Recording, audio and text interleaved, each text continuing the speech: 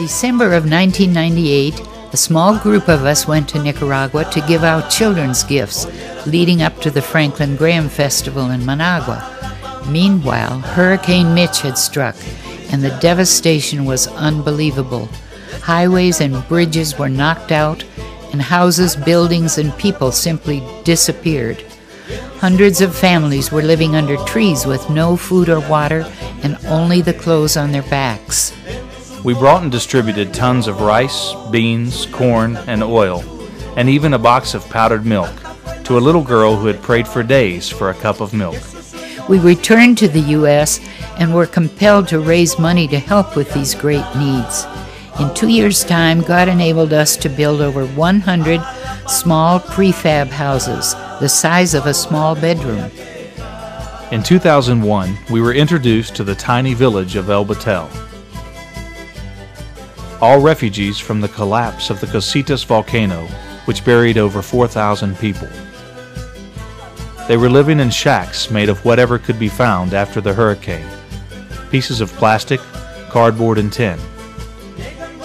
Our hearts melted to hear them sing, "The Lord is my shepherd, I lack nothing."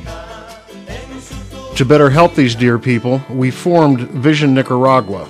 We began to conduct vacation Bible schools, Bible studies, evangelism, food distribution, and medical clinics. We soon found out about a terrible travesty that exists in this part of the country. More than 3,000 men are suffering from acute kidney shutdown due to the poor diet and chemicals used in the sugar plantation where they worked for much of their lives. More than 50 of these men are in the little village of Batel, men in their 20s, 30s, and 40s, and they have all been sent home to die, unable to provide for their wives and children. In the ensuing years, we have concentrated on providing medical help, conducting weddings and baptisms, and sponsoring young people in high school, Bible school, and trade school. About 60 mission teams have traveled to Batel to minister in various ways. The sick men themselves are preaching, teaching, and planting churches in the other villages, extending the ministry much better than we could ever do. Our focus continues to change over time. We have built over 270 houses in and around Leon, with 135 cement block houses for the village of Batel, as well as a medical clinic. We are now focusing on creating and establishing micro-enterprises. We want to help the people to care for themselves and their families. God has provided a large plot of land on the Pan American Highway for this purpose. So far, the most successful business has been the block-making company, which showed a profit in its first year and has an excellent reputation in the area. Plans are underway for more small businesses on the property in the future.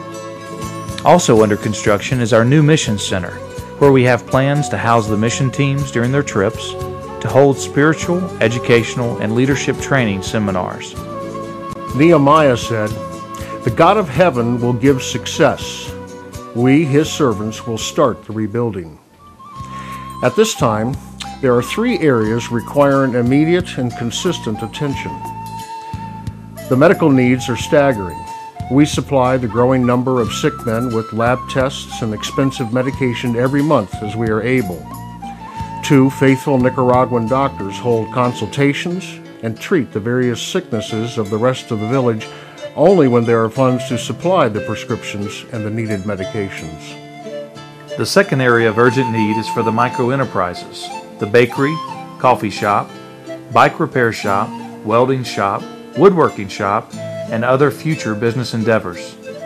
The need is for the expertise in these areas, as well as startup financing to get the businesses off the ground. The third great need at this time is in the area of sponsorship. Our goal is to help provide the opportunity for the education of every child in Batel and the outreaching villages. We need continued sponsors for the growing number of high school, university, Bible school, and trade school students. We're very grateful for the faithful people who support over 100 young people now attending high school, as well as another 100 young people pursuing careers in Bible school and trade schools. What can we hope to learn? Everyone's story can have a happy ending when God is a part of your life. And